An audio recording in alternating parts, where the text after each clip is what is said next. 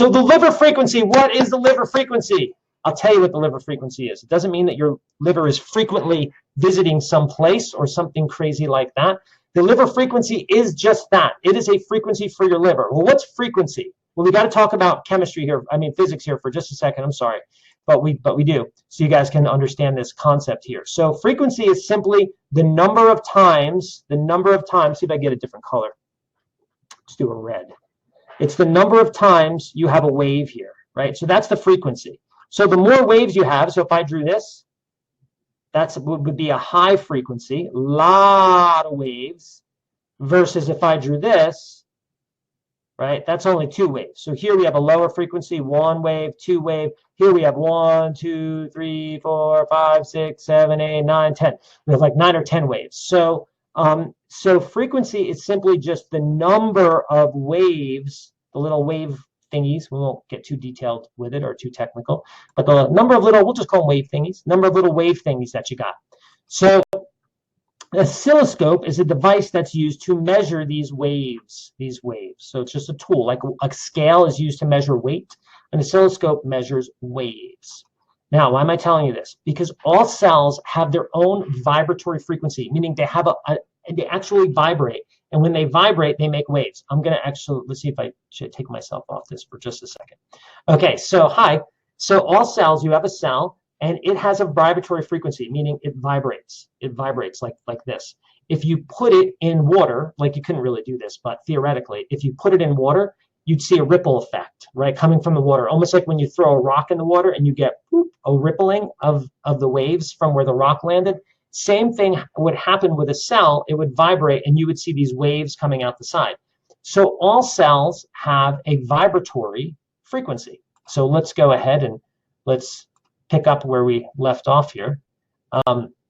So all cells, they have their own vibratory frequency, and this is what we know. We know when we're in a lower vibratory frequency, we don't feel good. Think about this person here. Think about a time you might have been sick, right? She's on the couch, she's got tissues, maybe she has the flu. You're not exactly ready to jump up and hug anybody, right? You're ready to like fall over and have someone help you up.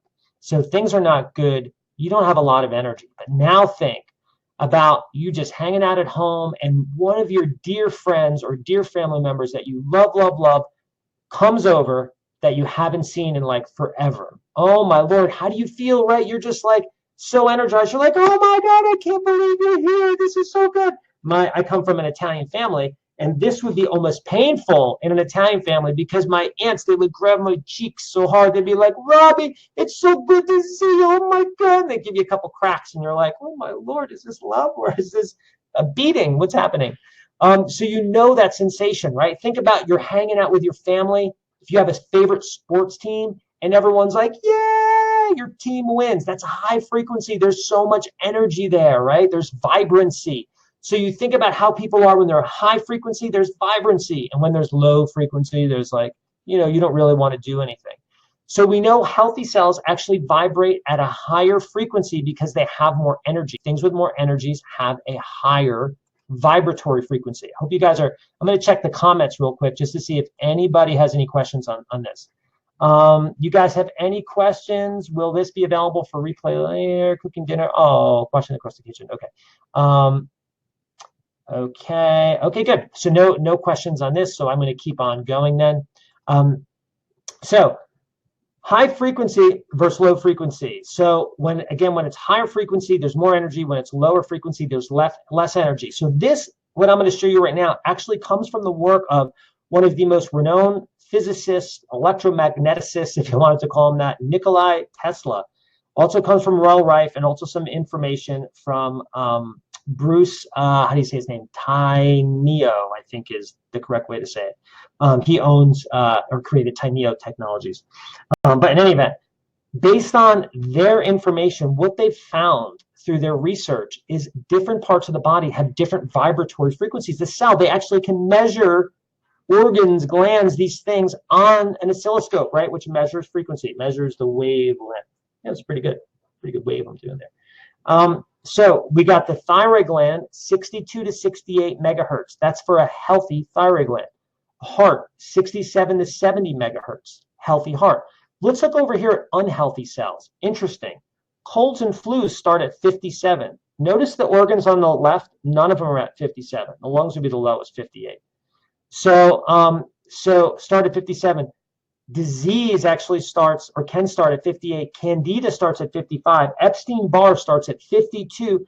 Cancer starts at 42, meaning a person can start to develop cancer. Isn't this crazy? Think about this for a second. A person can start to develop cancer when their cell's vibratory frequency is 42 megahertz or less, and the body will start dying when, as a whole, its frequency is about 25 megahertz. So why am I telling you all this crazy stuff about physics and chemistry? Well, because the liver itself has its own healthy vibratory frequency, which is 55 megahertz. That's where liver cells do their best. That's when they detoxify their best. That's when they kill off cancer their best. That's when they activate thyroid hormone the best. That's when they help activate fat burning hormones the best. That's when they help deactivate fat storing hormones the best, right? High frequency, 55 megahertz, that's when the liver functions the best. Well, when the liver's unhealthy, we have to identify the cause, right? We got to identify why is the liver unhealthy, but there's also things we could do that can just actually stimulate the liver. And these are gemstones. So these gemstones actually have a vibratory frequency that helps to raise the liver's vibratory frequency to that 55 megahertz. So these are actual stones. They have a vibratory frequency. You can measure their frequency on physical devices, just like you can measure their weight and you could see their color and you could record their temperature. You could also measure their vibratory frequency. And here's what we know. The list over here is phenomenal for the liver. These, and I'm going to tell you how to use them in just a second. But these gems here are excellent for the liver. Now, I want to talk about one because it's the best one, sunstone. Sunstone is so powerful for the liver, you can actually use it in cases of liver sclerosis. Like when the liver, it's kind of like a cirrhosis. It's when the liver starts to get all hard and the person's not doing well. And the way they do this is they keep, for people that are sick like that, they keep the crystal on their liver area for about 30 minutes a day after waking up and then before bed.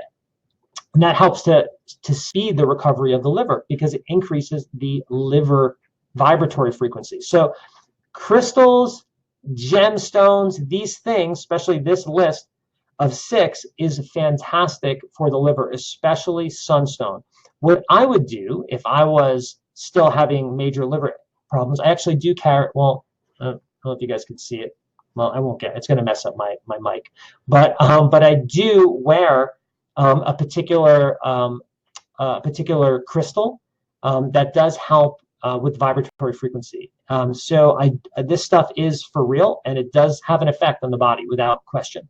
So if you do have liver problems, or if you just want to enhance your liver function, go grab yourself some sunstone. Grab it as a necklace. You could wear it as a longer necklace so it's closer to your liver, or just wear it on your body. It's fine.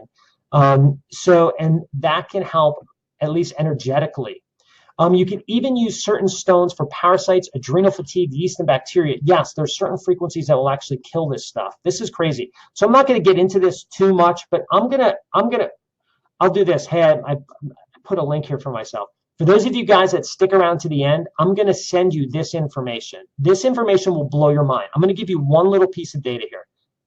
On YouTube right now, there was a TED Talk that was done of experiments that are done in medical laboratories, in university settings, where they literally explode cancer cells with nothing more than radio frequency.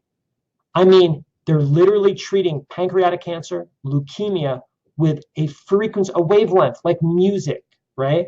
It's like just with a frequency, they are exploding these cancer cells. They show you what's happening. They have the microscope, they have the cancer cells, they hit it just with the radio frequency, and you see right there, live, as the video films what's happening under the microscope, you see live the cancer cells exploding. They also exploded microorganisms, and then they took people that actually had the disease and they treated them with frequency, and the results were astounding. The reason why I'm telling you this, I'm not going to get to all the data. This is where the information came from that I have here on the screen, but the reason why I'm telling you this is to let you know there are other ways to help the liver besides green vegetables and green drinks, which are phenomenal, by the way. but there's other things you could do that give you that competitive edge.